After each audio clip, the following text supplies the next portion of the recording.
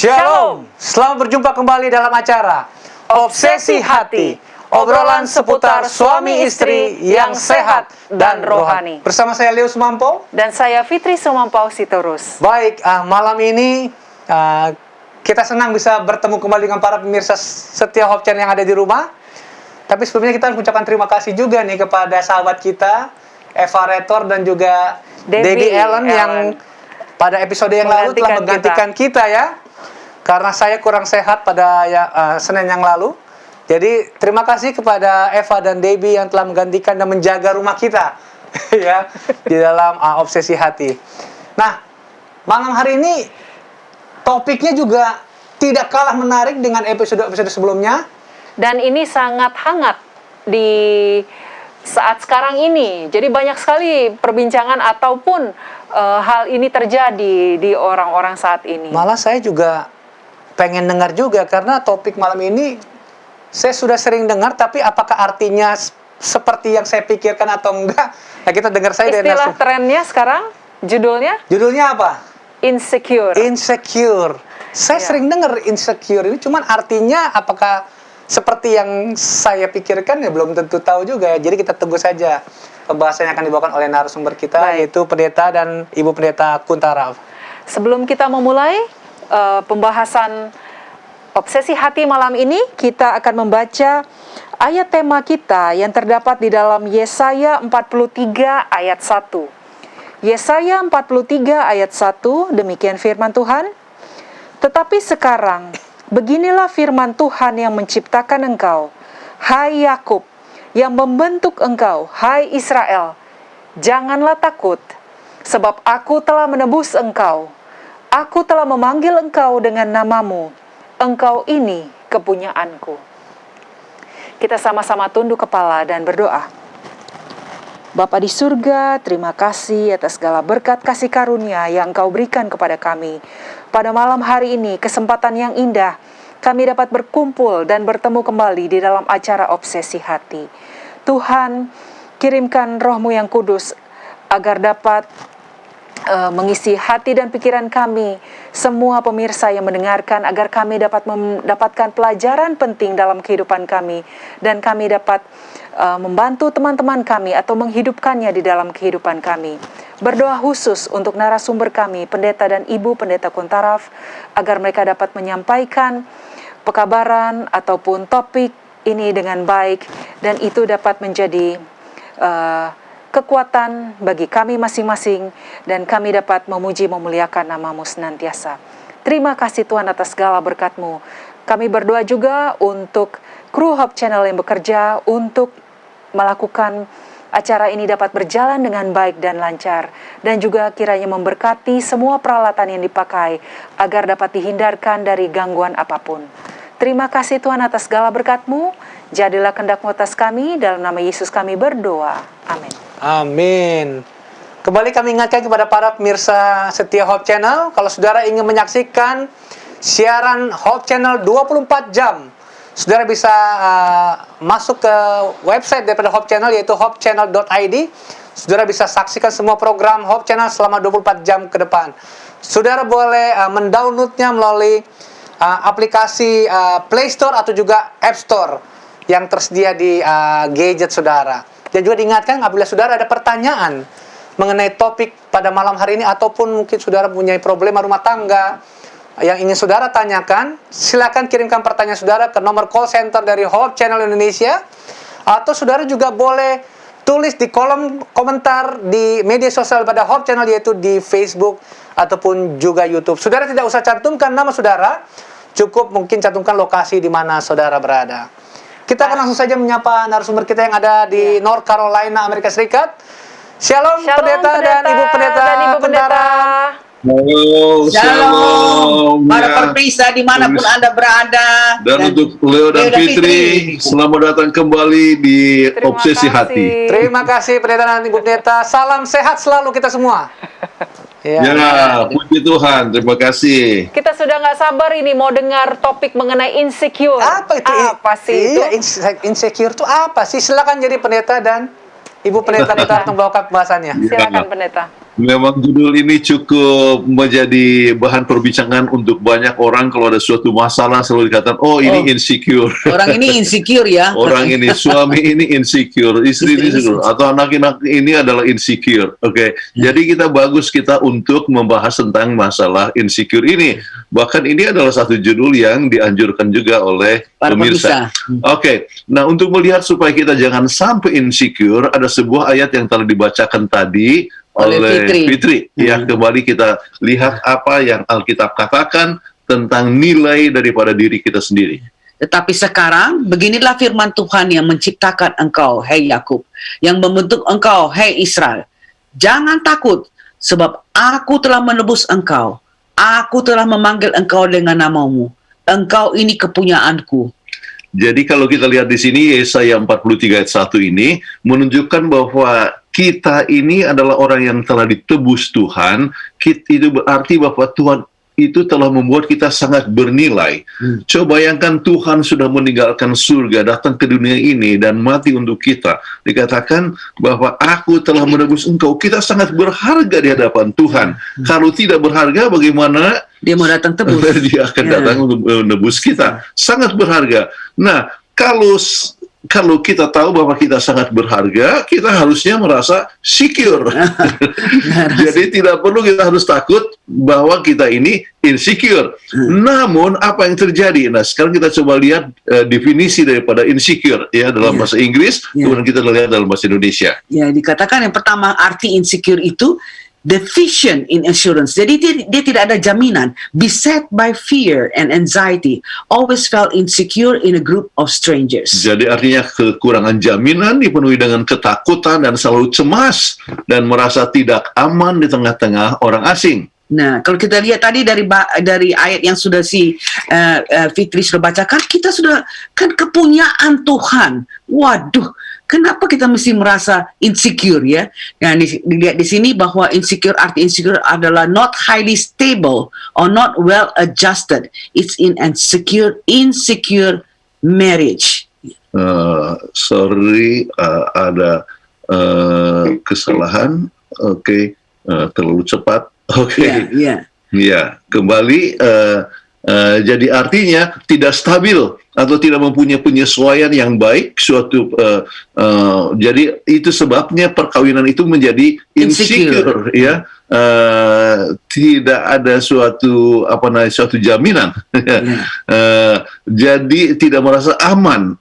Rumah tangga itu mempunyai jadi banyak masalah oleh sebab ketidakstabilan yang telah terjadi. Ya, kemudian arti daripada insecure adalah not confident or sure, uncertain feeling, somewhat insecure of his reception. Jadi tidak punya keyakinan diri atau kepastian, perasaan tidak pasti atau insecure di dalam penerimaannya. Artinya dia tidak merasa diterima dengan baik. Ya, jadi seorang istri yang merasa insecure, dia tidak merasa bahwa dia diterima oleh suaminya atau oleh pihak keluarganya, ya, daripada sang suami. Atau demikian juga sebaliknya. Jadi oleh sebab merasa tidak keterima dengan baik, maka dia jadi lebih rendah diri, tidak merasa insecure. Dan kadang-kadang ini menimbulkan berbagai macam masalah-masalah yang lain ya yang telah terjadi. Sebab umumnya insecure menghasilkan apa?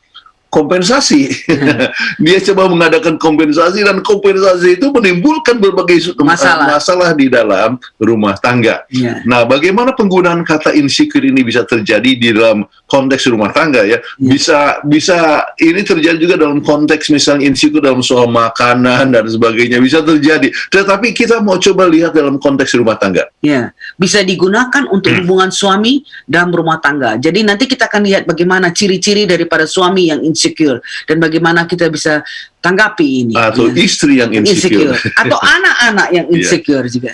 Ya. Jadi bisa digunakan untuk anak-anak yang insecure. Dan bisa juga digunakan untuk anak-anak yang insecure. Bagaimana ciri-ciri anak yang insecure, penyebabnya kita akan bahas nanti.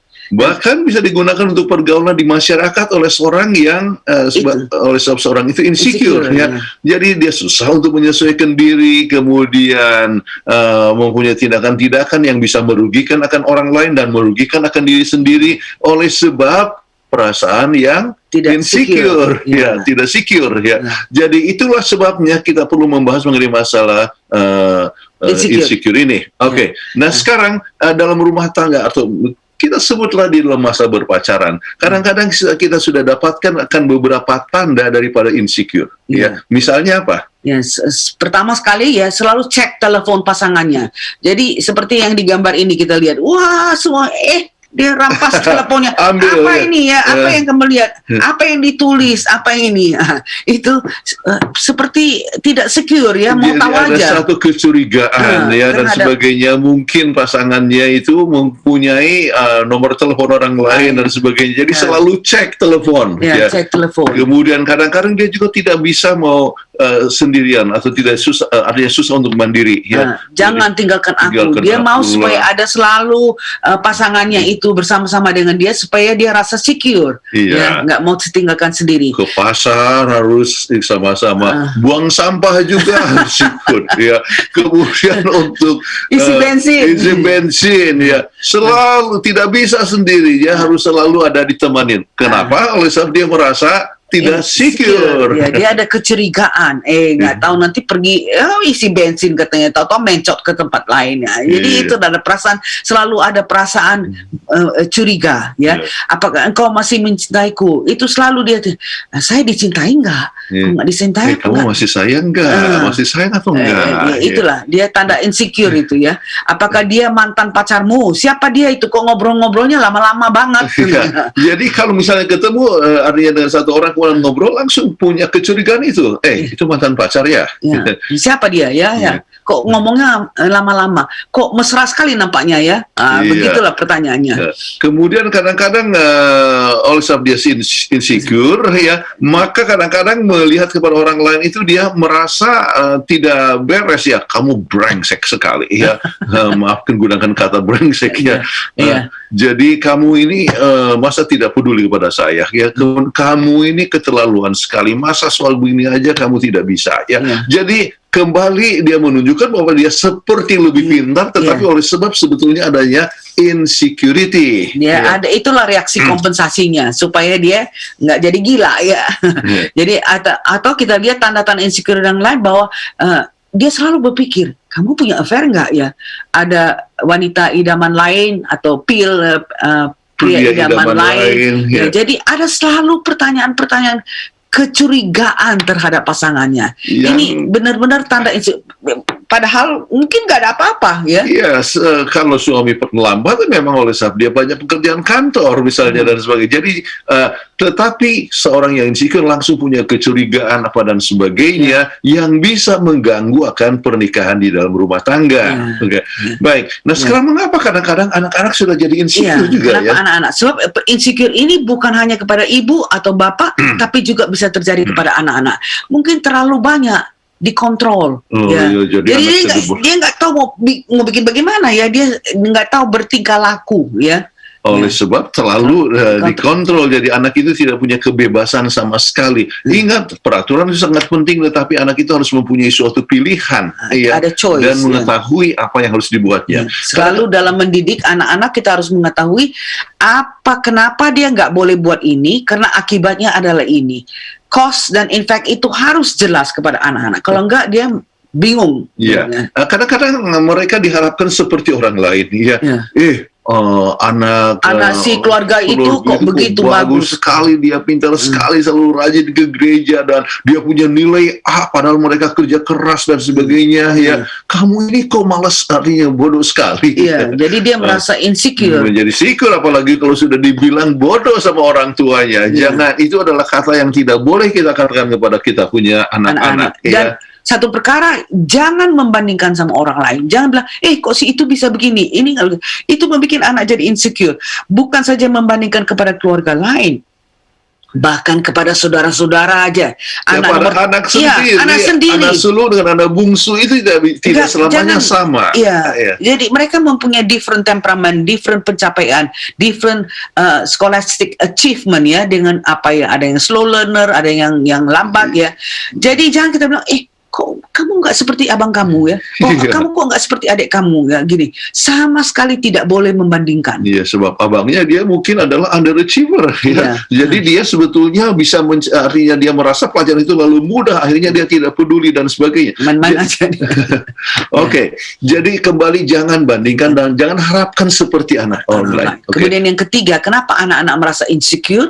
Sering peraturan nggak jelas. Mereka nggak tahu sampai di mana mereka tidak bisa pergi. Sebab tidak ada dikasih dia punya boundaries. Garis-garis artinya batasan. Jadi tidak boleh pergi ke jalan. Ya, tetapi apakah itu berarti tidak bisa keluar rumah sama sekali ya, ataukah masih bisa di halaman rumah ya?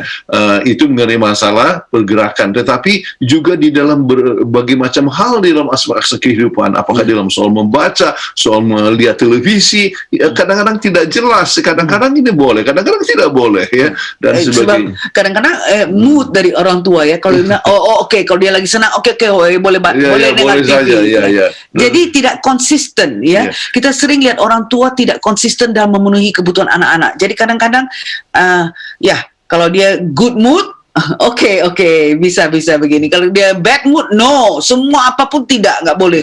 Jadi anak-anak jadi bingung ya, jadi insecure ya. Atau kadang-kadang orang tua memberikan terlalu banyak pilihan. Misalnya kita ambil contoh nonton TV ya, terserah saja kepada anak ya. Tetapi kalau misalnya anak ini menunjukkan kenakalan, gara-gara televisi kamu ini, gara-gara ini kamu telah membuat sesuatu kenakalan ini. Jadi terlalu banyak pilihan, mereka tidak mendapatkan peraturan yang sangat jelas ya. Dan ini sering terjadi juga kepada anak yang dikirim keluarga ke luar negeri dengan sangat masih muda. Ya. Jadi mereka terlalu bebas sampai tidak tahu apa yang akan dilakukan. Oke, kita coba lihat cara untuk menghadapi orang yang insecure. Ya.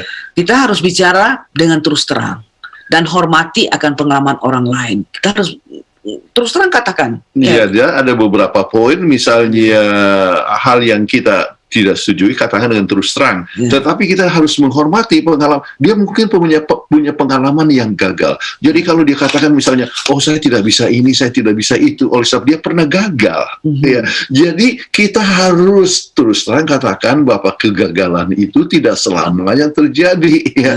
Tetapi kita seorang bisa mungkin gagal masa yang lalu, tetapi masih bisa juga berhasil di masa depan. Jadi berikan contoh-contoh dan sebagainya. Jadi kita dapat mengerti akan pengalaman dia yang pernah gagal, ya, tetapi saat yang sama dapat memberikan keterus-terangan, jadi dengan terbuka supaya dia bisa untuk kembali berkembang. Ya, bisa mempunyai kepercayaan diri lagi untuk terus berkembang.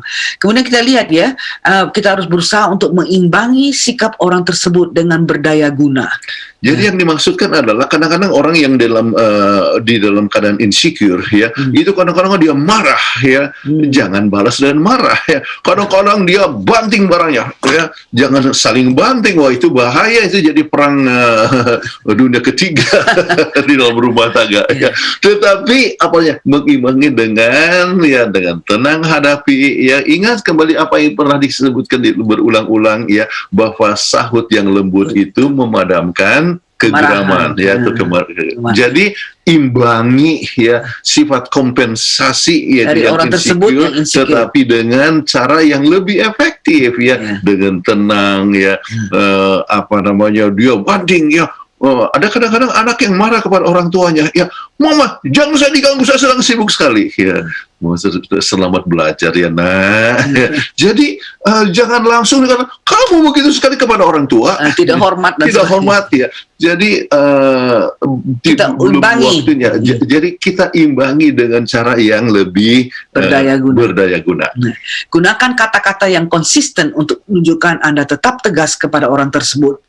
Ya, jadi peraturan harus konsisten. Kalau dikatakan tidak boleh, ya tetap tidak boleh ya. Jadi jangan kadang-kadang kita sebentar boleh, sebentar tidak, tergantung kepada kita punya mood. Ya, itu berbahaya. Ya. Terus kemudian tunjukkan bahasa tubuh untuk menunjukkan pengertian Anda kepada perasaan orang lain. Dia dalam keadaan yang insecure. Ya, jadi dia rasa rendah diri. Ya. Jadi kita dapat mengerti, namun kita tunjukkan bahwa kita memberikan perhatian kepadanya, ya. Berikan Misalnya, encouragement. peluk sama Ya. dia, ya. Berikan- Kemudian Berikan dorongan kepadanya. ya. Kelihatan sedang capek ya. Oke, nanti mama siapkan dulu kue atau makanan dan sebagainya. Tetap memberikan perhatian, ya, bahasa tubuh sehingga dia rasa bahwa dia Ya, itu memang dicintai. ya. dan- Dia tetap berharga di hadapan orang tua dan juga di hadapan Tuhan, ya. Ini satu hal yang sangat penting. Baik. Nah, sekarang penyebab insecure dan cara mengatasinya. Nah, ini ya, ada pengalaman gagal sebagaimana tadi dikatakan, ya, apakah dia gagal? Tapi orang itu gagal belum tentu dia akan selalu gagal. Dia akan satu kali juga bisa sukses, ya. Jadi cara kita mengatasinya, berikan waktu untuk sembuh dan normal kembali. Karena memang kalau dia memang fail, ya kasih kesempatan untuk dia merasakan dia punya kegagalan itu, tetapi kita harus memberikan dorongan. Sekali gagal bukan terus-menerus gagal. Saya jadi mendadak ini tidak ada rencana untuk sebutkan, ada satu buku yang ditulis oleh Robert Schuller. Judulnya sangat menarik sekali. Dia katakan adalah failure is not is final. never final and success is never ending. Yeah. Jadi maksudnya adalah kalau kegagalan itu bukan final, bukan final, terus gagal. terus-terusan gagal. Tetapi kalau sukses sekarang jangan berarti bahwa itu adalah sukses yang terakhir, tetapi never ending. Yeah. Jadi kita harus selalu sukses. Jadi berikan waktu untuk penyembuhan dan normal kembali. Kemudian terus hidup sesuai dengan minat dan bakat yang ada. Jadi banyak ini. Kalau misalnya dia gagal, misalnya di dalam kompetisi menyanyi, ya. Mungkin dia tidak bakat di dalam menyanyi, tetapi mungkin dia bakat di dalam olahraga, tetapi mungkin dia bakat di dalam bidang matematik, atau mungkin ada bidang-bidang yang lain. Mungkin gagal dalam matematik, tapi mungkin bagus dalam bahasa. Jadi salurkan anak ini sesuai dengan minat dan bakat yang ada. Ya. Kemudian jangan kita jangkau kepada teman-teman atau keluarga untuk kekuatan dan hiburan, sebab keluarga itu yang bisa memberikan dia supportive encouragement, ya, mendorong dia. Oh, enggak, ini kamu masih bisa, ini kamu bisa main sepak bola, atau kamu bukan berarti kamu gagal dalam bidang nggak bisa nyanyi, tapi kamu bisa juga dalam mungkin kamu bisa berkhotbah, ya. Jadi keluarga itu yang memberikan mereka dorongan supaya mereka dapat mengatasi perasaan insecure-nya karena sempat gagal dulu. Saya teringat dengan pengalaman sendiri. Misalnya saya sedang untuk olahraga sebetulnya, ya, saya sedang main volley, ya, badminton, tetapi saya juga ingin untuk ikut di dalam klub gimnastik. Tetapi pada saat saya ikut itu gimnastik, rupanya saya tidak bisa handstand, ya. Kenapa? Sebab saya punya badan terlalu tinggi, ya, kemudian tangan saya tidak cukup kuat. Jadi akhirnya saya diminta, kata mungkin you tidak bisa ikut di dalam klub gimnastik. Maka apa yang saya buat? Saya buat kegiatan yang lain, ya, artinya belajar dengan baik dan sebagainya, bisa mencapai angka yang tinggi di kelas, ya, misalnya. Jadi kita harus coba salurkan itu bakat itu di dalam sesuai dengan bidang kita masing-masing, ya. Kemudian terus, dapatkan tanggapan dari orang yang dipercayai. Jadi apakah itu ibu atau bapak, itu dia memberikan tanggapan. Oh, nggak apa-apa, nggak semua kita bisa kuasai, ya, nggak bisa kita main musik atau apa, tapi kita mungkin bisa misalnya berkhotbah, ya, atau kita bisa melayani orang lain dengan baik, ya. Jadi kita cari, orang tua itu harus cari apa positif tabiatnya yang bisa kita pupuk sehingga dia bisa menjadi secure dalam dia punya bidang sendiri. Oke, nah, di dalam mencari sesuatu perkara yang supaya lebih secure itu kita harus gigih, tetap maju ke depan, mencapai tujuan daripada hidup, ya. Jadi kegagalan, ya, itu adalah masa lalu, ya, dan itu bukan final. Tetapi maju terus, ya. Churchill, ya, berapa kali dia kalah dalam dalam pemilihan si ini, artinya Abraham Lincoln, ya, gagal, ya, maju terus, gagal sampai maju terus. Jadi kita harus selalu siap untuk menghadapi kegagalan supaya sukses. Ya, terus Rela untuk mencoba strategi baru bila perlu. Ya, bagaimana caranya? Ya, kalau dalam segi belajar, mungkin harus punya cara-cara yang tertentu supaya kita berhasil dengan baik dan sebagainya. Ya. Misalnya, sekarang kita ikut kelompok belajar. Ya. Kemudian atau seperti Kathleen ya selalu gunakan pertanyaan-pertanyaan. Ya. Orang nggak bisa ingat kan? Kalau orang nggak bisa ingat, bilang bagaimana? Kan sering sekali orang tuh mau tenteren. Tapi tenteren itu akhirnya dia mau belajar mau belajar. Kita tenteren dulu di rumah ya temannya. Tapi akhirnya jadi ngobrol nggak belajar.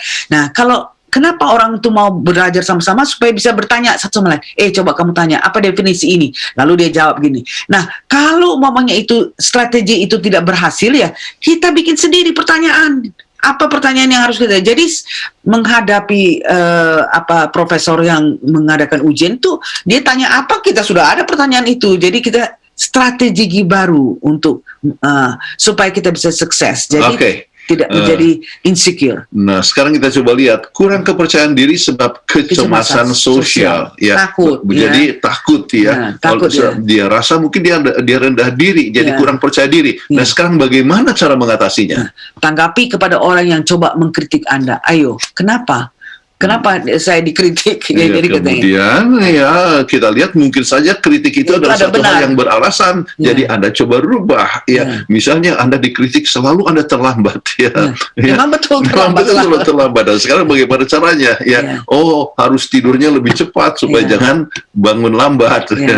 Selalu on time ya. Kemudian supaya kalau dia sudah merasa dia bisa atasi itu keterlambatannya itu, maka dia akan merasa tidak lagi perasaan insecure, tapi dia rasa secure ya.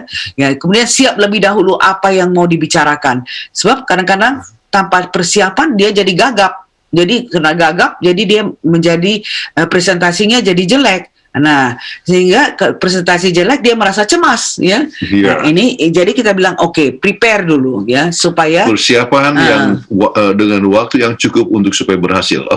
Hindarkan pertemuan sosial yang akan membuat keadaan lebih buruk ya. Jadi kalau misalnya dalam lingkungan daripada orang-orang yang selalu menghina, mengejek ya, bully istilahnya sekarang selalu dibully ya, tidak usah ikut ke sana ya. Tetapi kita bergaul dengan orang-orang yang bisa mendukung kepada kita. Memberikan positif encouragement.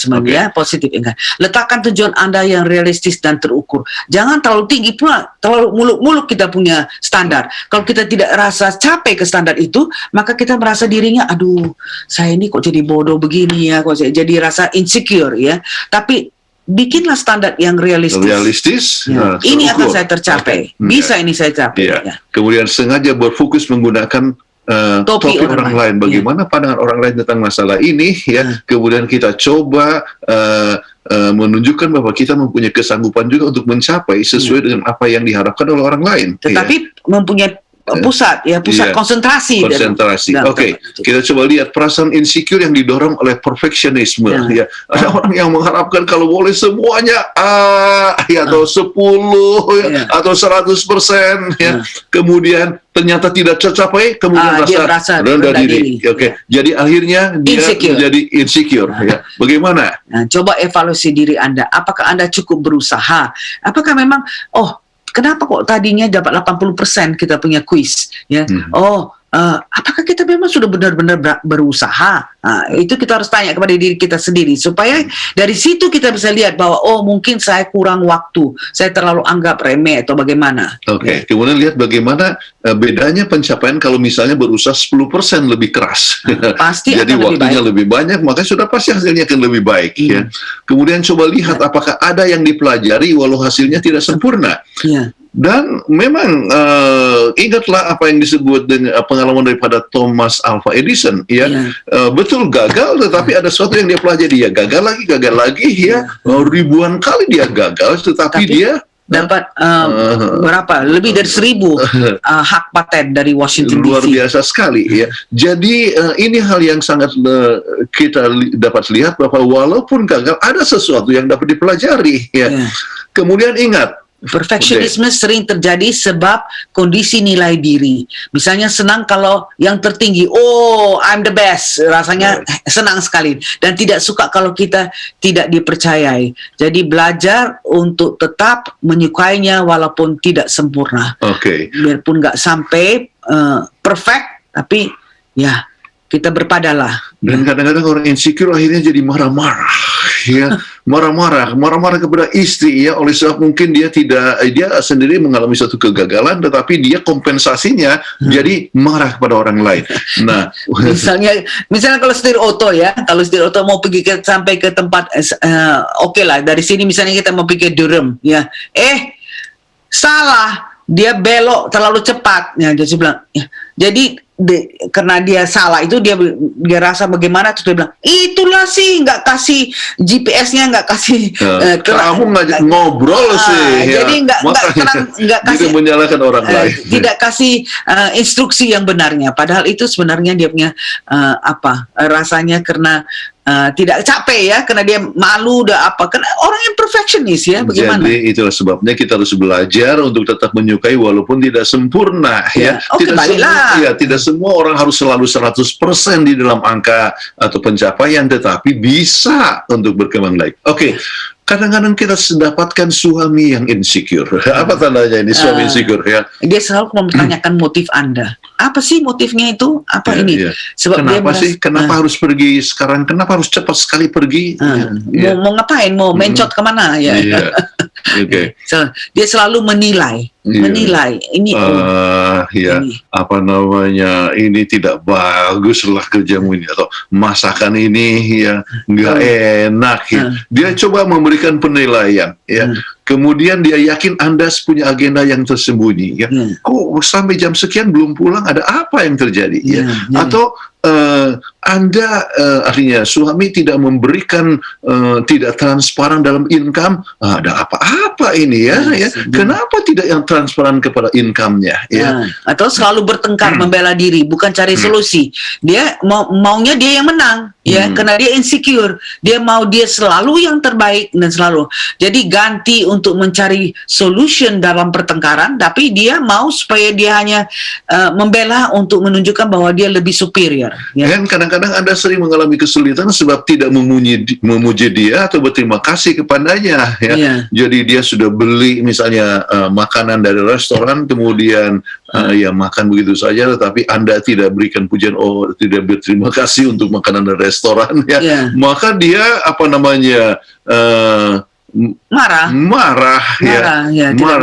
tidak berterima kasih, bilang, kok dari restoran ini makanannya dibeli, saya nggak suka mesti restoran, ya. Pokoknya dia selalu mengkritik lah, pokoknya. Banyak asumsi pada pihaknya bahwa Anda harus tahu, ya. Jadi padahal Anda mungkin tidak tahu, tetapi Anda dianggap bahwa Anda harus sudah tahu, ya. Jadi untuk berbagai macam permasalahan yang bisa artinya yang terjadi dalam rumah tangga itu bisa jadi. Misalnya soal anak-anak, ya. Anak-anak itu punya assignment, ya, jadi dia pulang lambat, oke. Kemudian Anda langsung mengkritik dan sebagainya, seakan-akan bahwa Anda tidak tahu bahwa dia itu adalah mempunyai satu problem dan sebagainya, ya. Jadi Anda harus tahu, oke. Terus dia ingin untuk tahu untuk semua WA atau SMS yang Anda terima. Ingatlah kalau ini mau dipegang-pegang. Saya senang. Istri saya bisa lihat saya punya WA, saya punya ini. Tapi karena WA-nya terlalu banyak, dia punya WA grup, saya juga malas membacanya. Tapi kalau orang yang insecure, dia akan begini, apa sih yang ditulis? Sama siapa itu kamu bicara, sama siapa? Jadi dia pokoknya mau tahu isi daripada WA, SMS. Hati-hati itu. Ya, kemudian dia selalu cemburu setiap Anda berbicara dengan teman dekat. Ya. Apa sih yang dibicarain? Iya. Dan itu kadang-kadang teman dekat itu perempuan, juga sama-sama perempuan, ya, dia dekat dan sebagainya, sering bercerita, suami sudah cemburu, ya. Kenapa cemburu? Oleh sebab bukan hanya waktunya rasa diambil dari dia, tetapi juga mungkin ada apa-apa, kan sekarang sudah rame ini soal lesbian, dan sebagainya, ada apa-apa, jadi mencurigai, ya. Ini bahaya ini sampai betul terjadi, dan saya tahu pasangan yang demikian. dia Iya. mencurigai. Sampai Ya. akhirnya, aduh, sedih sekali. Padahal Iya. hanya dia mau berbicara untuk memberikan semangat, kekuatan ya, sebab kepada kebetulan ini ya baru saja menerima kebenaran dan sebagainya. Oke. Jadi Kemudian dia selalu rasa benar.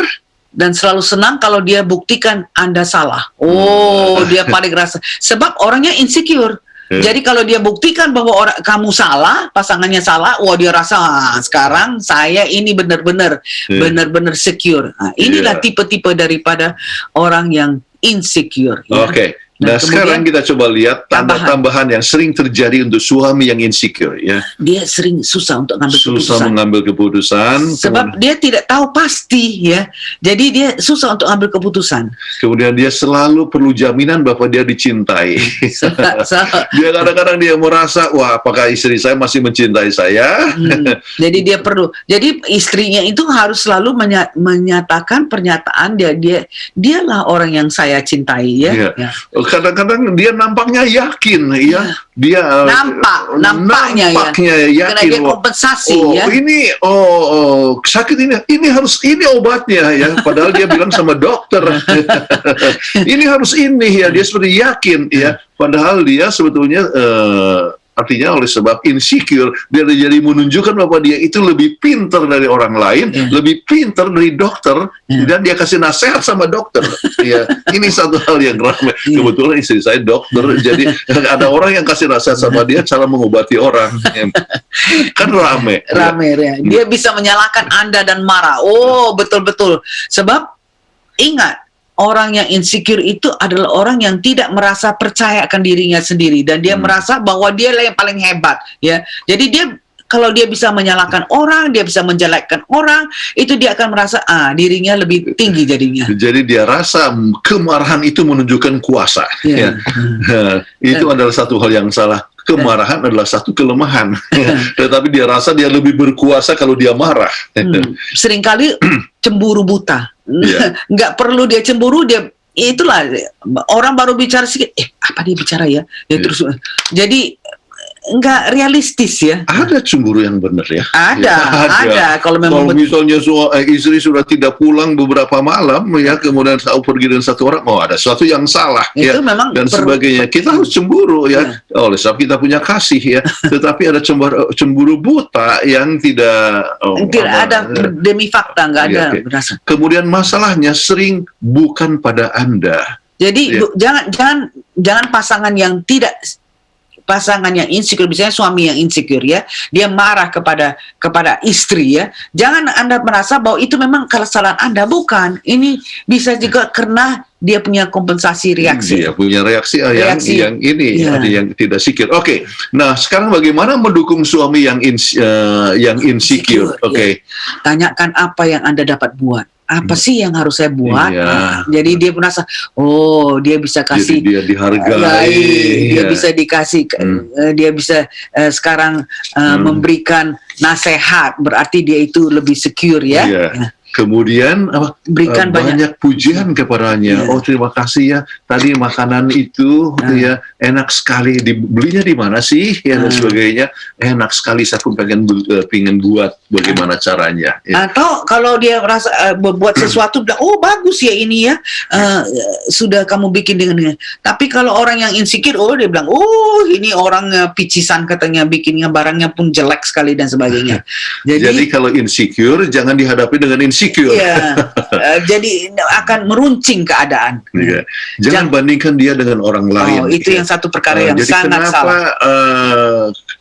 Kalau ini kok begitu sangat thoughtful, baik sekali kepada anak-anak, kemudian suami saya ini kok begitu, ya. Jangan tidak bisa bandingkan. Masing-masing punya temperamen yang berbeda, punya karunia rohani yang berbeda, latar belakang yang berbeda, ya, masa kanak-kanak yang berbeda. Anda tidak bisa bandingkan, ya. Bahaya kalau Anda bandingkan dengan orang lain, nanti Anda jadi tertarik, jadi orang itu jadi pil. Jadi pria idaman lain, ya. Oke. Memang saya ada teman gitu, dia bilang, kok lain ya, kok suami kamu kok begitu ya, nggak kayak suami saya. Hati saya loh, banding-bandingkan suami orang dengan dia punya suami.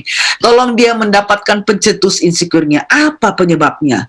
Jadi kita bisa lihat dari mungkin dia kegagalan sebelumnya, jadi kita bisa coba, jangan pikir kalau gagal itu is final. Jangan. Gagal itu, failure is not final. Kita gagal sekarang, kita belum tentu gagal kemudian. Jadi kita nolong orang itu. Misalnya dia gagal dalam pembicaraannya, ya pembicaraannya nggak bagus. Oke, lain kali ayo kita coba bikin supaya bagus ya. Kita bikinlah dia punya PowerPoints-nya, kita tolonglah dia sehingga dia bisa lebih mempunyai kepercayaan dirinya. Oke, jadi ini sangat penting sekali untuk dapatkan pencetus ya. Kadang-kadang penyebabnya. Jadi kadang-kadang sebetulnya sudah banyak yang berakumulasi ya, kemudian pencetusnya dia makanannya gosong. Disitulah terus dia marah. Gara-gara kamu ini, jadi artinya dia menyalahkan orang lain ya. Jadi coba kadang-kadang perlu untuk dilihat apa pencetus tersebut, kemudian coba ditolong. Kemudian jangan berikan hal yang membuat dia cemburu. Jadi kalau memang dia pencemburu ya jangan ada dekat-dekat ya, bicara sama laki-laki dekat-dekat badannya, itu kan bahaya. Bikin dia lebih cemburu ya. Lebih cemburu. Atau kadang-kadang kelihatan Anda gembira sekali waktu berbicara dengan dia, tetapi berhadapan dengan suami kelihatannya murung, ada sesuatu yang salah. Jangan membuat dia jadi cemburu. Tolong dapatkan akar dari penyebab insecure-nya. Kalau tadi pencetus, tetapi sekarang akarnya, kausanya, asal usulnya itu bagaimana? Mungkin masa kecilnya atau pernah gagal dan sebagainya. Kemudian mempunyai empati, merasakan perasaan dia, yang rasanya tidak mencapai sesuatu, Jadi kita ada empati, kita bisa tolong justru kepada suami yang merasa insecure ini. Kadang-kadang harus berbicara kepada terapis. Kalau misalnya kadang-kadang itu sudah tidak bisa lagi ditolong, maka perlu seorang terapis, mungkin psikolog yang bisa untuk menolong. Ingat, untuk lindungi Anda agar punya kesehatan mental. Jadi jangan sampai Anda juga akhirnya gara-gara lihat suami yang insecure-nya Anda jadinya ikut jadi insecure, kemudian Anda jadi emosi Anda jadi terganggu oleh sebab itu. Nah, bagaimana agar jangan perasaan insecure merusak perkawinanmu? Ketahuilah nilai yang Anda miliki. Anda memiliki nilai yang baik. Dan nilai kita adalah apa? Yesus Kristus sudah mati untuk kita. Kita sangat berharga di hadapan Tuhan. Kita bukanlah orang yang tidak terpilih Jadi kita sangat berharga. Berharga. Tinggikan nilai ini Anda. Maksudnya Anda mempunyai kesanggupan. Misalnya saya ambil contoh ada satu anak yang hidungnya pesek kemudian dia diejek lagi sama seorang ibu yang katakan kamu punya hidung tumbuh ke dalam. Aduh, sedih banget. Orang tuanya kan sedih sekali, tetapi apa yang dibuat anak ini, musiknya bagus dia berusaha, dia punya nilai tingginya, akhirnya dia menjadi dokter dan sebagainya. Jadi kita bisa bukan sebab physical itu secara fisik itu badan itu kita memang nggak bisa rubah kan, kalau sudah memang lahirnya hidung pesek ya tetap pesek. Tapi hidung saya pesek. Tapi kita bisa tinggikan kita punya nilai dengan pencapaian kita. Jadi tinggikan nilai Anda Jadi jangan kecewa walaupun diejek orang pengejekan itu adalah sebab orang itu mempunyai perasaan rendah diri. Jadi jangan kita terpengaruh dengan itu. Kemudian pertahankan kemandirian Anda. Jadi Anda bisa sanggup walaupun tanpa pertolongan dia, Anda bisa dapat berhasil dengan baik. Memiliki kepercayaan diri dan ini dengan kuasa Tuhan. Tuhan. Sebab Tuhan ingat bahwa kita adalah anak-anak Tuhan. Kita dipilih Tuhan. Jadi kalau kita dipilih Tuhan, kita dapat mencapai segala sesuatu dengan pertolongannya. Luar biasa sekali. Oke, nah sekarang kita coba lihat ada juga istri yang insecure. Banyak istri yang insecure. Dia selalu measuring up mengukur dengan orang lain. Saya ini sudah sama nggak seperti depan orang ini Dia selalu berusaha untuk dan kadang-kadang saya tidak cukup baik sebagai ibu anak saya tidak berhasil, saya tidak cukup baik. Jadi artinya dia tidak secure atau mungkin saya tidak cukup baik sebagai istri. Makanya saya punya suami mempunyai will wanita idaman lain, saya tidak cukup baik, dia mau rendah diri. Dan sering suka berkaca ini ya, kalau Anda lihat seperti di Ada foto ini. orang yang, ada suami yang ngemul sama saya, dia 2 jam di depan kaca. Iya, bersolek itu sampai bagaimana, aduh, ya sering berkaca sebab dia merasa bahwa dengan kecantikannya itu dia akan lebih secure. Ya. Padahal sangat menghabiskan waktu kalau saya katakan. Ya yang penting ya udah berbedak lah sudah. Yang penting ya. Ya, oleh sebab make upnya jadi seperti topeng ya. Oke, kadang-kadang pendapatku tidak penting, jadi ya enggak apa-apalah ya. Jadi tidak merasa terpahami. Dia dihargai. Ya, dihargai. Kemudian merasa kasihnya tidak bernilai ya. Artinya sudah baik-baik dia sama anak, tapi tetap dia rasa anak-anak tetap tidak peduli, anak tidak baik, jadi kemudian dia merasa tidak bernilai. Oke. Nah sekarang kita coba lihat hal yang mendorong istri rasa insecure. Kadang-kadang adanya konflik. Iya, konflik apakah dengan suami, apakah dengan anak, itu menyebabkan, aduh, saya sudah berusaha jaga anak saya dengan baik, tapi anak saya tidak menghormati, tidak menghargai saya, jadi dia merasa, aduh, inilah saya jadi ibu yang kurang baik ya. Ya, kemudian dia kadang-kadang withdrawal, dia artinya menarik diri, bungkem aja, nggak mau ngomong, jadi rasanya. Jadi kalau misalnya apalagi dari suaminya membungkam, maka dia menjadi jadi tidak secure ya, atau merasa tidak ada kasih lagi dalam rumah tangga. Di dalam begitu banyak pertanyaan di dalam obsesi hati, banyak sendiri yang katakan istri saya atau suami saya tidak lagi mengasihi saya ya. Jadi itu semua menyebabkan perasaan insecure daripada istri dalam rumah tangga. Nah sekarang istri yang insecure kadang-kadang selalu membela diri. Dia mau menyatakan bahwa dia memang bukanlah istri yang begitu, tapi dia bilang oh enggak, dia selalu ada tangkisan dia, dan selalu dia mau mengontrol. Mungkin oleh sebab waktu ya, kita harus main cepat sekarang, sering cemburu, suka merendahkan orang lain selalu perlu dukungan atau jaminan ya, kemudian mempunyai pasangan, membuat pasangan punya perasaan bersalah. Ingat, kalau dia merasa orang lain bersalah atau merendahkan orang, itu dia akan rasa dirinya naik tinggi. Makanya kalau kita lihat, kalau orang suka gosip dia nyalakan ini, hati-hati. Mungkin itu orang adalah orang yang insecure, yang mau kompensasi, dia mengatakan bahwa dia lebih baik daripada orang lain. Ya? Dia lebih pintar daripada orang lain dan sebagainya. Dan saya seperti sebutkan, dia rasa bahwa dia dalam soal kesehatan dia lebih pintar dari dokter. Selalu mengomel, sering cepat bereaksi. Jadi baru saja disebutkan sesuatu langsung dia memberikan suatu reaksi. Oke, kemudian selalu menyalahkan. Salahkan. Orang-orang dimusuhin. Semua salah. Jadi kalau setiap ada problem, yang salah orang lain. Dia tidak pernah melihat salah dia. Tidak jujur. Dan sebab kenapa tidak mengakui akan kesalahan? Sering senang melihat kegagalan orang lain. Ini paling senang. Apalagi kalau dia senang kalau dia gosipkan orang. Kamu nggak tahu orang itu kayak gitu.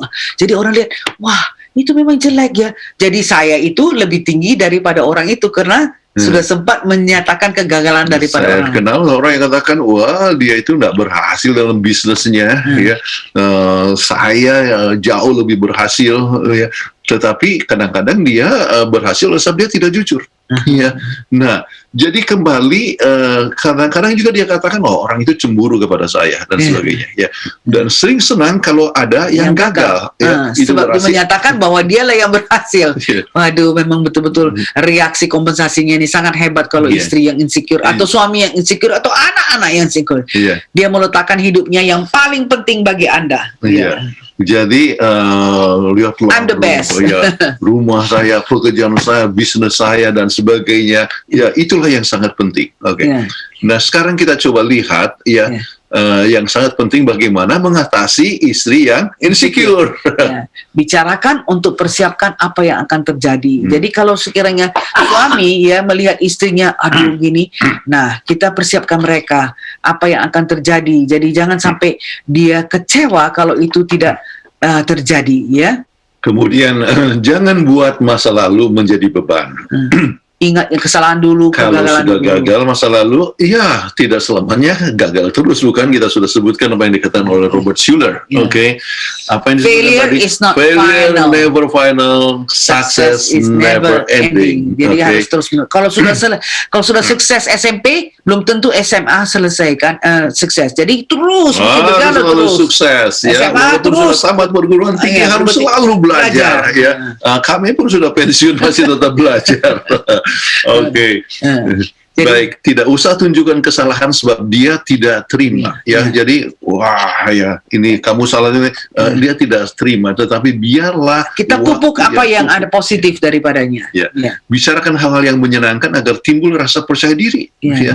Jadi ada sesuatu hal yang terima kasih ya, sudah masakannya sangat enak sekali ya. Oh, Ya. terima kasih sudah belanja buat Atau saya. rumah sudah sangat bersih Nah, sekali. ya. ya. Itu perlu dipupuk. Jadi Appreciation. itu, ya, Ingat. appreciation. Ya, Charles Shedd katakan harus mengadakan appreciation words itu 1 kali 1 hari, dan kemudian dalam 1 minggu carilah 2 perkara yang tidak pernah Anda rasa Sebutkan. berterima kasih, itu Anda coba katakan supaya ada perasaan secure.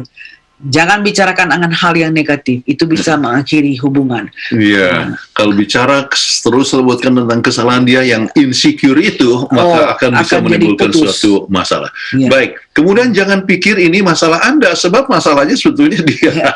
Adalah masalah daripada istri atau masalah daripada suami, ya. Berikan pujian yang berarti, jangan yang nggak berarti, ya. Artinya betul-betul terjadi, ya. Betul, Kalau nggak jadi ada memang orang, masakannya enak, betul-betul enak ya. Kalau keasinan jangan katakan ini enak ya, katanya. Itu hanya untuk menyenangkan kita aja, ya. Jangan buat yang dia tidak suka, ya. Iya. Kalau dia nggak suka kita itu ngomong lama-lama sama wanita lain atau sama pria lain, jangan kita orang Manado bilang baterek, ya. Iya. Dia purposely, ya, dengan sengaja itu mau bikin supaya orang itu lebih bisa marah, lebih ya. marah. Itu bahaya sekali. Oke, Ya. pastikan Anda membangun kepercayaan dirinya bahwa Anda percaya bahwa dia dapat berkembang dengan baik ya, dan melihat berbagai macam poin-poin yang baik tentang dia. Ya. Jadi ingat, ini sebetulnya bersifat alkitabiah. Ya. Ingat waktu pengalaman daripada Musa pada saat dipanggil untuk membawa orang Israel Dia gagap, dari kan? Mesir, kemudian bukan hanya gagap, kemudian aku tidak bisa ya. Aku dikatakan apa yang terjadi kalau orang menolak aku ya.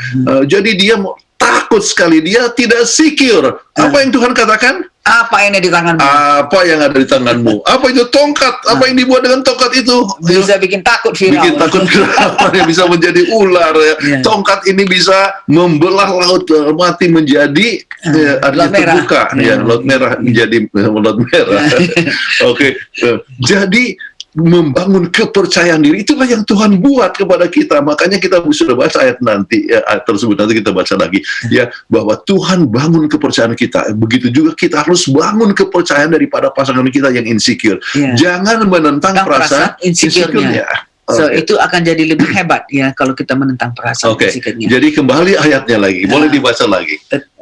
Yesaya 43:1. Jadi kalau para permisa ada yang perasaan yang insecure, bacalah ulang-ulang ini ayat ini. Tetapi sekarang beginilah firman Tuhan yang menciptakan engkau, hai Yakub, yang membentuk engkau, hai Israel. Jangan takut, sebab aku telah menebus engkau. Aku telah memanggil engkau dengan namamu. Ya, engkau ini kepunyaanku. Bayangkan begitu banyak penduduk di dunia ini, tapi Tuhan tahu nama kita. Jatuh rambut pun Tuhan tahu.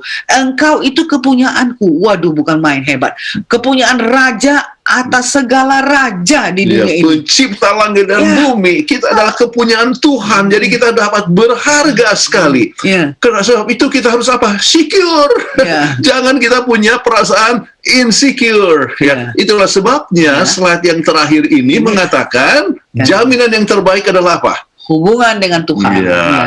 Kalau suami berhubungan dengan Tuhan, istri berhubungan dengan Tuhan, maka kita akan rasa secure forever. Ya, untuk selamanya secure, tidak usah takut, ya, tidak usah roda cemburu, diri. kita punya percaya diri, kita bisa rasakan diri kita yang bernilai, ya, dan kita boleh berusaha terus untuk memberikan kemuliaan bagi nama Tuhan. Tuhan. Inilah pengharapan kita supaya kami semua pemirsa boleh mempunyai security ya, merasa terjamin oleh sebab kita berharga di depan Tuhan. Apakah Anda sebagai suami, apakah Anda sebagai istri atau sebagai anak? Sebagai anak, kita berharga di hadapan Tuhan. Ya. Amin. Terima kasih banyak untuk pembahasannya, Pendeta dan Ibu Pendeta. Luar biasa. Betul Luar sekali ya. biasa. Dan ini karena memang permintaan pemirsa, jadi Pendeta dan Ibu Pendeta Kuntara membahasnya secara detail supaya yang meminta ini terpuaskan ya. Ya. Memang luar biasa Dan pembahasan luar pada biasa penjelasannya, karena memang itu dihadapi di dalam kehidupan sehari-hari Iya, saat iya. ini ya. Terima kasih banyak Pendeta dan Ibu untuk pembahasannya. Amin. Baik, kami kembali mengingatkan kepada para pemirsa, bila Anda mempunyai pertanyaan seputar topik pembahasan yang telah dibawakan, silakan mengirimkan pertanyaan Anda ke nomor call center Hope Channel Indonesia ataupun dapat meninggalkan pesan di kolom komentar YouTube ataupun Facebook-nya. Baik, sebelum kita memasuki ruang tanya jawab, kita akan mengikuti yang satu ini.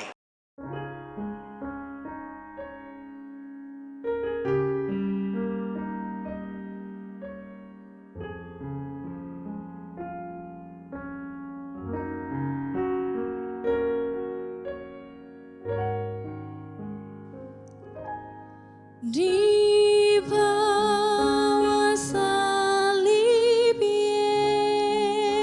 Yesus, aku mau berdiri. Di situ aku terbebas dari dosa kecil. Itulah rumah bagiku di padang belantara, tempat perlindungan teduh, bebas dari susah. Di atas salib Yesus, kerap ku melihat tergantung dan menderita Yesus Juru Selamat. Air mataku tercurah karena ku insaflah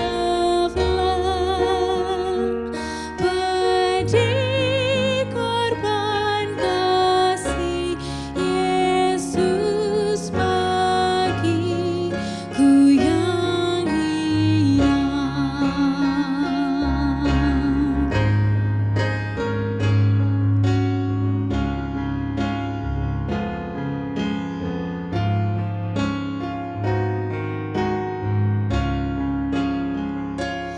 Di bayang salib Yesus, ku dapat lindungan.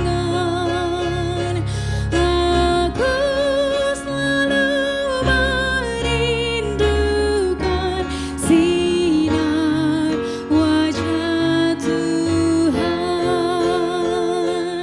Aku mau tinggal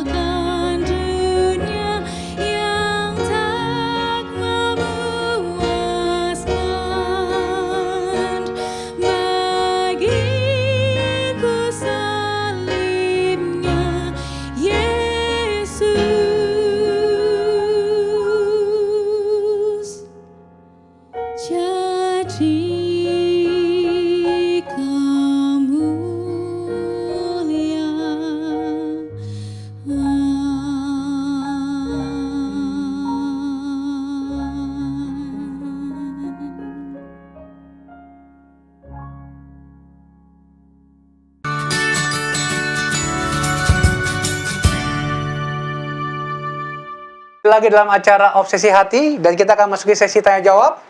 Sudah masuk beberapa pertanyaan pendeta dan ibu pendeta, saya akan langsung saja membacakan.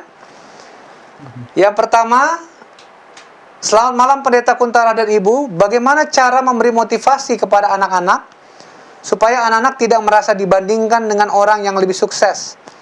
Itu pertama. Yang kedua, bagaimana caranya memberi contoh tanpa anak-anak merasa dibandingkan? Terima kasih. Silakan pendeta dan ibu pendeta. Oke. Ini satu pertanyaan yang bagus. Untuk memberikan motivasi, yang pertama adalah mengasihi dia. Oke. Kasih adalah satu motivasi yang sangat penting. Yang kedua adalah kalau misalnya dia gagal dalam sesuatu, tetap dia dikasihi. Ya, jadi kasih itu bukan berdasarkan pencapaian, tetapi dia Diterima tetap seadanya. diterima sebagaimana adanya. Itu faktor yang kedua. Faktor yang ketiga, ya tetap memberikan suatu dorongan, ya, dan menunjukkan bahwa ia mempunyai suatu kemampuan, ya. Tetapi dalam hal ini kita harus coba lihat, ya, bahwa apa yang menjadi bakat dan minat daripada anak ini, ya. Kadang-kadang kita mau coba paksa untuk ia menjadi dokter misalnya, Padahal dia tidak padahal bisa. tidak berminat untuk jadi dokter, ya, tetapi bisa menjadi seorang ahli IT yang sangat baik sekali. Ya. Jadi kita tetap memberikan pilihan, ya, sesuai dengan minat dan bakat, ya, tetap memberikan dorongan. Ya. Itu faktor yang ketiga. Faktor yang keempat adalah setiap ada hal yang baik, Anda berikan pujian kepada dia, ya. Berikan pujian, wah inilah luar biasa, terima kasih, bagus sekali, ya. Dan itu memberikan dorongan. Kemudian kalau mau, jangan bandingkan dengan orang yang seusia dengan dia. Misal ambil contoh, ya, ada anak-anak yang pintar sekali dengan musik dan dia bisa membuat performa yang sangat tinggi, ya, kepada anaknya yang juga masih kecil, dengan harapan bahwa anaknya itu, ya, itu akan seperti anak yang berbakat itu. Padahal anaknya mungkin tidak selamanya berbakat seperti orang lain. Nah, bagaimana caranya? Anda berikan, tunjukkan performa daripada orang yang sangat dewasa. Ya. Jadi orang dewasa bisa mencapai mempunyai suatu pencapaian, ya, yang luar biasa. Jadi dengan demikian, kalau begitu, ya, saya pun bisa seperti dia. Tetapi kalau misalnya kita tunjukkan dengan anak seusia dia, ya, yang juga mencapai yang dia tidak bisa, maka itu adalah seperti membandingkan, ya. Tetapi Anda tunjukkan contoh yang dia dapat capai dengan tidak membandingkan dengan orang yang seusia dia. Jadi sama sekali, misalnya kalau anak itu ada prodigy, kan, Anda lihat bahwa anak kecil sekali umur 3 tahun sudah bisa main piano hebat sekali. Anda tunjukkan itu kepada anak Anda yang juga umur 3 tahun atau 4 tahun yang baru mau belajar teng gitu. Wah, itu akan memberikan dia justru rendah diri. Ya. Ya. Jadi jangan sekali-sekali kita tunjukkan prodigy film itu kepada anak-anak. Itu sama sekali membandingkan mereka kepada, dia akan merasa lebih minder. Tapi berikan kepada yang taraf normalnya aja. Yang normal, ya, bahwa ternyata bisa tercapai demikian, ya. Dan itu hal-hal beberapa poin yang saya rasa akan sangat memberikan motivasi, ya, dan tunjukkan bahwa anak, ya, kalau gagal bisa tetap didorong, ya. Ingat, saya sebutkan kata-kata daripada Robert Schuller, yaitu failure is never final. Iya. Kemudian success is never ending. Jadi terus menerus. Itu sangat menguatkan kepada anak-anak. Wah, Terima kasih. banyak. Iya, Jawabannya bagus sekali. Saya juga belajar jadi pendeta dan pendeta nih. betul. Jadi intinya kasih, ya. Tetap kita mengasihi Baik. anak. Kasih. Ya. Kita masuk ke pertanyaan berikutnya. Pertanyaan yang cukup bagus ini, pendeta dan ibu. Apakah menanyakan keadaan suami pada waktu dia kerja tidak boleh? Padahal saya hanya ingin menunjukkan perhatian saya. Terima kasih. Silakan pendeta dan ibu. Ya, ya. Sebetulnya tidak salah, Iya, tetapi tapi- kalau terus-terusan Ya, kan mengganggu konsentrasi orang yang lagi kerja. Jadi Oke. dia punya perhatian ini ditunjukkan pada waktu yang salah. Iya. Jadi mengganggu, Jadi waktu ya. sang suami sedang sibuk ya dan sebagainya ya. Jadi kadang-kadang jadi sang suami jadi Kesel, irritated, ya. kesel kan. Kesel ya. Orang jadi lagi mau seakan-akan konsentrasi. bahwa ia tidak dipercaya. Jadi sekali-sekali oke bagaimana sayang ya apa namanya menanyakan ini, tetapi ingat ya sebetulnya kita harus tahu juga etika Tepatnya. di dalam bekerja ya. Kalau sedang kerja kan dia harus konsentrasi bekerja. Kemudian kalau Anda tahu bahwa dia sedang break, nah itu. ya, bagaimana makan siang di mana misalnya. Jadi kita bisa bertanya pada waktunya, tetapi kalau sebentar-sebentar telepon, ya, Nggak capek apa. itu menunjukkan kecurigaan. Mungkin saja suaminya itu sudah sibuk dengan sekretaris. Oke, itu saja mungkin yang saya bisa sampaikan. Oke. Bapak.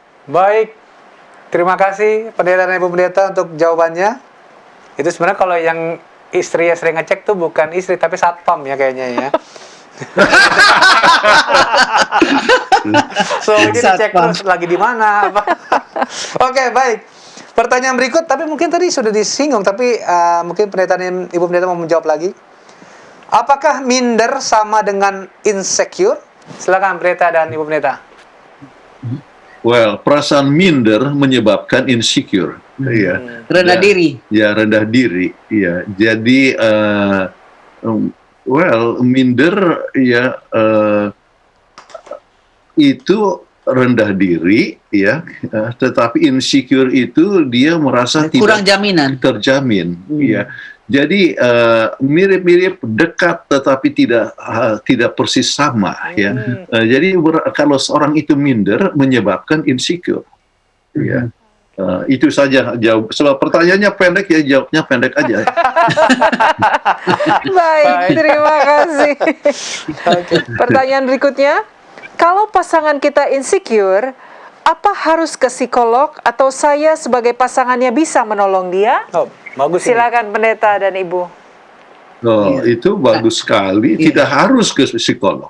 Oke. Tadi sudah kita bicarakan kan bagaimana kita bisa menolong mengatasi istri atau suami yang insecure. Kalau nggak bisa, baru kita perlu terapis. Ya. Iya. Jadi itu hanya dalam keadaan yang parah. Iya. Ya, kalau sudah kronis ya insecure-nya ya mungkin perlu terapis. Ya. Iya. Tetapi kalau seandainya dia masih bisa dapat ditangani dan berjalan bersama-sama, tunjukkanlah bahwa dia cukup secure. Kenapa? Ya, dia punya kesanggupan, ya, dia punya kepintaran, dia punya rumah tangga yang berbahagia, ya. Tapi kadang-kadang ada orang yang suka haus kepada kuasa, ya. Jadi dia menunjukkan dia jadi insecure jadinya, ya. Jadi sang istri bisa memberikan, ya, dorongan-dorongan, ya. Yang sangat penting sekali ya, seperti dengan prinsip-prinsip yang sudah diberikan tadi ya, supaya pasangan Anda ya itu dapat mengatasi ya, jadi ya cukup secure ya. Apa yang dia lakukan, apa pencapaiannya itu kita puji kepada dia dan kita kasih tahu kepada dia sehingga perasaan insecure-nya itu akan makin hari makin berkurang. Ya, jadi kalau Anda tidak pernah puji dia, ya lebih-lebih tidak secure. lebih-lebih jadinya. Oke. Jadi kalau masih belum jelas, maka saya undang Anda untuk nanti lihat rekamannya di YouTube ya, bisa mengulangi sebab pembahasannya sudah dibahas dengan sangat banyak tadi. Oke. Baik, pendeta dan ibu pendeta, cuman insecure parah itu contohnya seperti apa ya pendeta dan ibu pendeta ya? Saya jadi pengen tahu gitu. Jadi suka nyalain orang, menyebabkan keluarga menjadi korban. Ya, dia suka nyalain kalau orang. Keluarga sudah menjadi korban, ya cemburu sangat buta, ya sampai dia lempar-lempar piring, atau sampai dia pukul kepada sang suami, atau kepada sang istri, ya, atau pukul kepada anak, ya, oleh sebab itu adalah tanda-tanda daripada insecure. Sebetulnya, insecure. Jadi kalau orang lain sudah mengalami penderitaan akibat daripada Perasaan insecure-nya, insecurity daripada sang suami, maka atau suami atau istri, ya, ini bisa terjadi, maka sudah menunjukkan ini adalah satu hal yang kronis, ya, maka perlunya terapis. Baik, terima kasih pendeta dan pendeta jawabannya. Pertanyaan berikut, ini pertanyaan bagus sekali nih, ya. Shalom pendeta, mau tanya, teman saya belum menikah, namun kalau bertemu dengan lawan jenis, dia gugup sekali. Apa ini termasuk insecure? Bagaimana saya bisa menolongnya? Thanks. Silakan pendeta. Oke. Cari penyebabnya. Jadi Kenapa? yang menyebabkan gugup itu apa? Ya. Jadi apakah ini, kembali kepada pertanyaannya, apakah tanda-tanda insecure? Jawabnya adalah iya. Ya, ini adalah salah satu tanda. Ya, gugup. Ya, kemudian tidak berani, percaya diri untuk menemui Kenapa? Ya, mungkin dia rasa dia miskin, ya. Kemudian dia tidak punya apa-apa, bagaimana akan mendekati orang, pasti saya tidak akan mendapatkan pacar, ya. Jadi oleh sebab latar belakang itu, kemudian jadi dia kepengen rindu untuk ngomong-ngomong ataupun mendekati, tetapi dia jadi gugup, ya. Nah, sebagai kawan, Anda bisa menolong dia, bahwa dia itu punya nilai diri, ya. Jadi tunjukkan hal-hal yang positif itu adalah apa, ya. Misalnya, dia tahu tentang komputer, atau dia mungkin Anda lihat bahwa dia mempunyai kesanggupan untuk bekerja di bagian penyiaran, ya, tapi di belakang layar. Ya. Jadi Anda tunjukkan bahwa dia mempunyai suatu kemampuan dan Anda puji kemampuannya dan dorong, ya. Kemudian katakan bahwa tidak semua orang sempurna, ya. Mungkin dia itu rasa dia perfeksionis, ya, dan sebab banyak orang perfeksionis itu merasa rendah diri oleh sebab dia tidak mencapai yang diharapkan, ya. Baik, katakan bahwa tidak selamanya semua orang itu harus perfect. Memang tidak ada orang yang perfect, ya. Jadi kalau merasa bahwa dianya itu bernilai, ya, maka dia tidak gugup lagi. Tidak gugup menemui orang lain. Iya, dia tidak gugup oleh sebab dia mempunyai suatu kemampuan, ya. Jadi cukup bernilai. Kembali ingat kepada Yesaya 43 ayat 1, kita telah ditebus Tuhan, ya. Tuhan mati untuk kita, kita bernilai, ya. Maka itu menyebabkan tidak perlu harus minder, tidak perlu harus insecure. Oke, terima kasih banyak penjelasannya. Pertanyaan berikutnya, bagaimana suami menuntut harus mempunyai anak? Katanya, karena sudah 3 tahun nikah, tidak memiliki anak dari pernikahan kami. Apa jawabannya? Kenapa istri tidak bisa memberi suaminya seorang anak? Apakah dalam pernikahan di Alkitab ada tertulis bahwa sebagai istri harus bisa memberi suami anak? Silahkan pendeta dan ibu. Sepertinya curhatan dari seorang istri nih sepertinya, ya. Ya, ini pertanyaan yang sudah kita bahas di pembahasan obsesi yang lalu, bahwa bila mana tidak mempunyai anak, jangan disalahkan hanya istri. Kita harus sama-sama, suami istri, pergi ke infertility clinic, periksa kenapa, apa sebabnya. Dan kalau punya tidak bisa anak, jangan khawatir. Sekarang zaman modern masih bisa, kita bisa mengadakan artificial insemination. Bukan langsung terus ada problem dengan ini. Hanya kita harus selalu, kita tidak pernah mengatakan itu adalah istri yang mandul. Kita nggak pernah. Tapi kita katakan keluarga yang mandul. Ya, jadi cari penyebabnya, dan kalau sudah dapat penyebabnya dari infertility clinic, masih ada harapan untuk mendapat anak. Ya. Jadi jawaban kalau mau dibilang singkat, ya, singkatnya gini: lihat obsesi hati yang lalu dengan judul bila tidak punya anak. Yeah.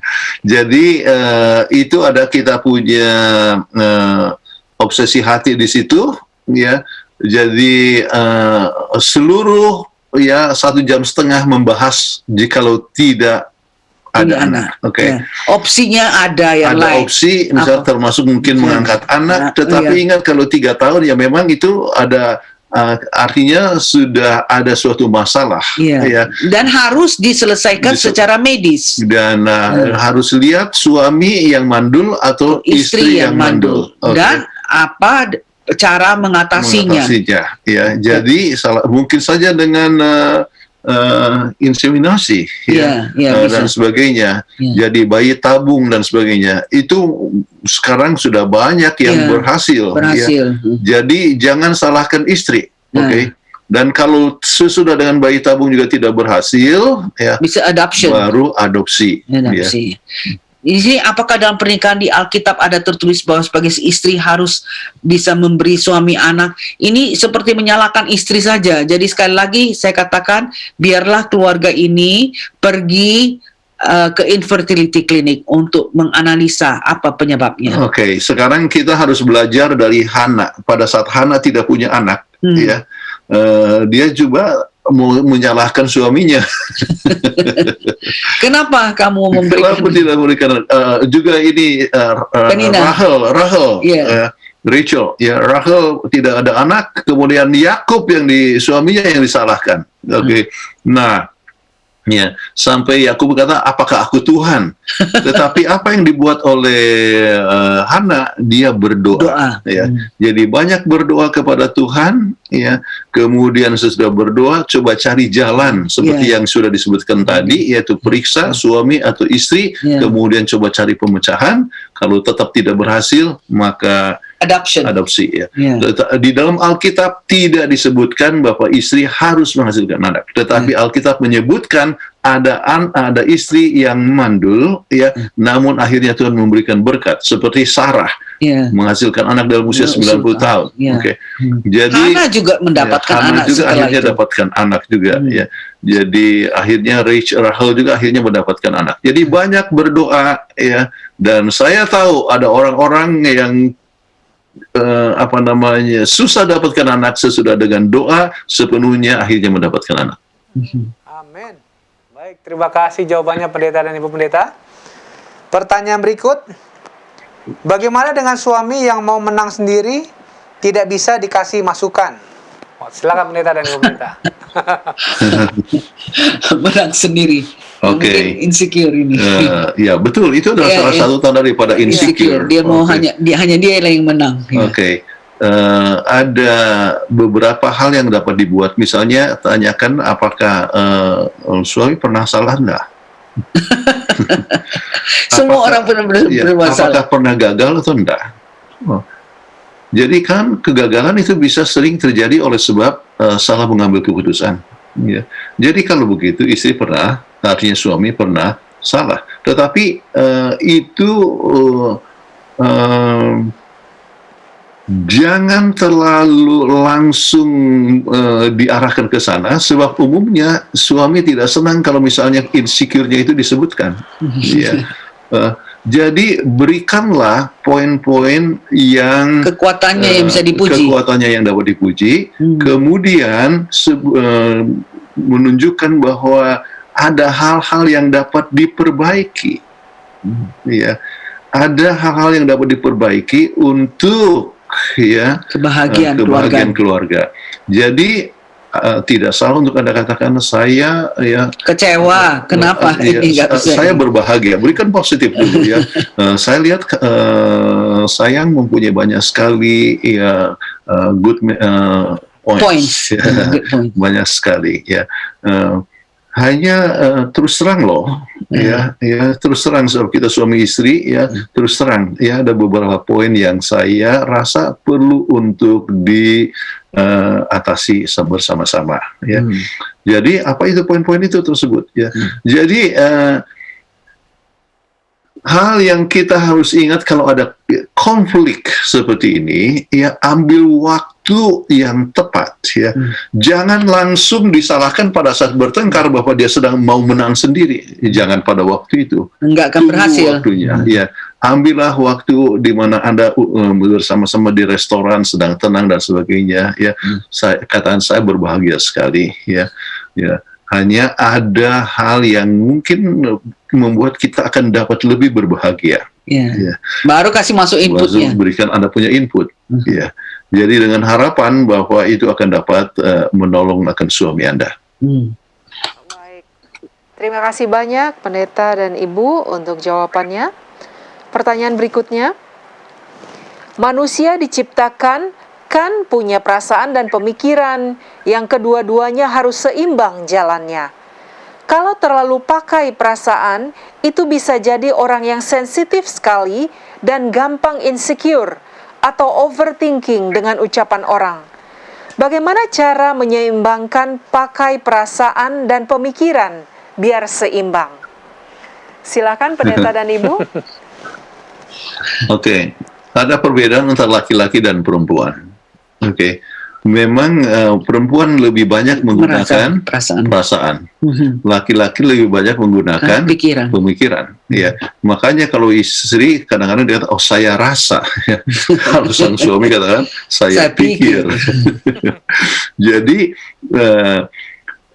Tuhan itu adil sekali. Ya. Kasih suami istri. Kasih suami istri supaya dapat seimbang. Ya. Jadi dengan demikian, maka perlulah untuk selalu mengambil waktu bersama-sama, ya, supaya keputusannya seimbang. Itu seimbang sesuai dengan perasaan dan sesuai dengan pikiran. Ya. Jadi feeling dengan logical, ya, rasio harus berjalan bersama-sama. Ya. Jadi Anda kalau misalnya suami kurang perasaan, ya. Anda sampaikan, ya. Kemudian kalau misalnya keputusan istri atau pemikiran istri terlalu banyak perasaan, ya, tidak logical, Anda sampaikan juga secara logical, ya. Kami selalu begitu. Untuk pilih rumah ini, rumah retirement aja pun, kadang-kadang kami kan pertama kali saya senang sekali rumah itu, terus akhirnya ya pilihan yang kedua. Suami senang rumah itu, tapi saya bilang wah terlalu besar itu rumah, nggak bisa, kita sudah tua ini, nggak bisa kita untuk membersihkannya dan susah akhirnya ya karena perasaan dan juga karena pikirannya yang objektif ya akhirnya ya kita dapatlah rumah ini yang ketiga ini ya. Kita yang minta pendapat anak juga. Ya. Jadi Andrea bilang itu rumah harus disenangi, rumah retirement harus disenangi jangan oleh mami saja tapi harus juga dari papi ya. Jadi harus rasio pikiran, perasaan dan juga cara emosi dan juga dengan cara logikalnya itu harus sama. Akhirnya lah kita dapat rumah ini yang ini. Jadi memang betul istri itu, perempuan itu biasanya secara perasaan aja, aduh saya rasa ini bagus ini ya begini ya. Tapi kita harus lihat perasaan dan pemikiran itu harus berjalan bersama-sama. Makanya itulah ada suami istri ya. Jadi perlu saling mendukung. Jadi sangat mengingatkan satu sama lain. Ingat salah satu prinsip dalam komunikasi adalah keterbukaan. Ya. Openness. Jadi, openness. Ya. Openness and commitment. Ya. Ada sesuatu yang tidak disenangi, katakan dengan terus terang. Ya. Maka dengan demikian saling mendukung. Tetapi ingat harus semua dengan kasih sayang. Ya. Dan dengan demikian semua menjadi pemenang. Jangan langsung oleh sebab kalau insecure itu katakan saya yang menang, ya harus saya yang menang, ya. Tetapi harus dua-duanya menang. Oke. Baik, terima kasih Pendeta dan Pendeta. Nih saya juga jadi dapat satu ilmu baru. Betul juga ya, kalau laki-laki saya pikir, kalau perempuan saya rasa. Benar juga ya. Rasa. Saya nggak pernah pikirkan itu. Benar juga itu. Terima kasih Pendeta dan Pendeta. Oke, pertanyaan berikut. Shalom Pak Pendeta. Dulu perkawinan saya dinikahkan secara non-Kristen. Karena istri saya tersebut dulu adalah beragama tersebut. Tetapi sekarang dia sudah jadi Kristen dan telah dibaptis. Dan dia sangat taat. Saya mau tanya Pak Pendeta. Apakah perkawinan kami harus dikukuhkan kembali dengan cara agama Kristen? Sebab hati saya sangat-sangat tidak tenang. Atas arahan dan nasihat Bapak, kami mengucapkan terima kasih. Amin. Silakan Pendeta dan Ibu Pendeta. Baik. Saya percaya bahwa yang meresmikan perkawinan itu ya bukan hanya dari pihak agama, tetapi juga dari pihak pemerintah. Ya. Jadi kalau Anda sebagai suami istri telah resmi dengan perkawinan sipil, ya istilahnya dulu apa BS, ya, atau ya Bukulstan, ya atau sudah resmi sebagai suami istri, maka tidak perlu lagi Anda itu harus dinikahkan. Oke, sebab memang Anda kan sudah resmi. Namun sebagai seorang Kristen, ya maksud daripada pemberkatan itu adalah apa? Adalah mendoakan, ya. Jadi Anda untuk lebih tenang, undanglah pendeta, ya. Kemudian mungkin majelis jemaat dan sebagainya. Kemudian ya ikut untuk mendoakan Anda rumah tangga, ya. Biarlah rumah tangga Anda boleh menjadi rumah tangga yang berbahagia, dipimpin oleh Tuhan, anak-anak boleh berhasil dengan baik, memberikan kemuliaan bagi nama Tuhan, ya. Didoakan dengan undang orang-orang, kemudian perjamuan sederhana, ya. Maksudnya pesta sederhana, ya. Jadi dengan demikian Anda akan rasa tenang, lebih rasa tenang. Kemudian memang Anda sudah resmi menikahkan, ya sudah ada surat, sudah ada catatan sipil, ya. Kemudian mendoakan itu adalah satu tindakan, satu cara yang sangat baik sekali supaya rumah tangga ini dapat lebih berbahagia dan dipimpin oleh Tuhan. Pendeta dan Ibu Pendeta, tetapi waktu jualah yang membuat kita harus mengakhiri episode kali ini. Jadi silakan Pendeta Kuntara untuk closing statement-nya. Ya, closing statement kembali, kita telah ditebus oleh Tuhan, ya. Kita berharga di hadapan Tuhan. Kita harus mempunyai nilai diri yang tinggi, ya. Oleh sebab itu kita tidak perlu harus mempunyai perasaan insecure, ya. Dan Tuhan juga memberikan kesanggupan, Tuhan memberikan karunia rohani, Tuhan memberikan talenta, ya. Dan Tuhan juga memberikan berkat, yaitu kasih sayang. Biarlah kita akan mengasihi satu sama lain yang berdasarkan kasih Tuhan, sehingga tidak pernah akan mengecewakan pasangan kita, ya. Dan kita akan tetap memupuk rumah tangga itu makin lama makin berbahagia dan memberikan kemuliaan bagi nama Tuhan. Jadi selalu ingat, lebih dekat kepada Tuhan, lebih dekat kita satu sama lain, lebih bernilai, dan kita dapat lebih berbahagia. Baik, amin. Terima kasih banyak. Jadi kita dari tim Obsesi Hati mengucapkan terima kasih kepada pemirsa yang sudah merequest ya topik pada malam hari ini. Kiranya apa yang dibawakan oleh Pendeta dan Ibu Pendeta Kuntara boleh menjawab tentunya apa yang dimintakan ya oleh pemirsa yang sudah merequest topik pada malam hari ini. Baik, kami mengundang Pendeta Kuntara untuk membawakan doa penutup. Bapa kami dalam surga, kami bersyukur oleh sebab kami mempunyai Tuhan yang hidup, yang menjadi pencipta, penebus, dan pemelihara kami sekalian. Kami bersyukur oleh sebab di dalam Tuhan kami akan mempunyai rumah tangga yang berbahagia. Di dalam Tuhan kami boleh mempunyai security, merasa diri aman, ya. Maka biarlah ini menjadi pengalaman daripada semua pemirsa, rumah tangga pemirsa sekalian, mempunyai hubungan yang erat dengan Tuhan, menyebabkan sukacita di dalam Tuhan. Dan tidak ada orang yang mempunyai perasaan insecure, tetapi boleh bertumbuh di dalam kebahagiaan, damai sejahtera, dan sukacita, oleh sebab Tuhan yang memberikan kekuatan kepada keluarga kami masing-masing. Kami mohonkan doa ini dalam nama Yesus Kristus, Juru Selamat kami. Amin. Amin. Baik, terima kasih Pendeta dan Ibu Pendeta Kuntara. Terima kasih. Sampai jumpa pada episode minggu depan. Sampai minggu depan, Tuhan berkati. Bye. Sehat selalu. Kembali kami mengingatkan kepada para pemirsa bahwa Hope Channel Indonesia hadir setiap hari Senin sampai hari Sabat dengan siaran langsung yang ditayangkan dari studio Hope Channel Indonesia di Jakarta. Jadi pastikan pemirsa tetap mengikuti acara-acara yang disampaikan oleh Hope Channel Indonesia dan jangan lewatkan, karena itu adalah acara-acara yang sangat menarik. Bila Anda mempunyai usulan topik pembahasan seperti tadi, topik tadi yang telah kita ikuti, ataupun Anda mempunyai pertanyaan seputar rumah tangga, silahkan mengirimkan ke nomor call center Hope Channel Indonesia ataupun melalui media sosialnya. Dan apabila pemirsa ingin menyaksikan episode Obsesi Hati sebelumnya, silakan masuk ke YouTube channel dan ketikkan Obsesi Hati. Di sana Anda dapat memilih episode apa yang Anda akan saksikan kembali. Dan Anda juga bisa menyaksikan live streaming Hope Channel Indonesia melalui websitenya di hopechannel.id dan dapat juga melalui aplikasi yang saudara bisa unduh dari Play Store atau App Store untuk menikmati acara-acara Hope Channel Indonesia selama 24 jam.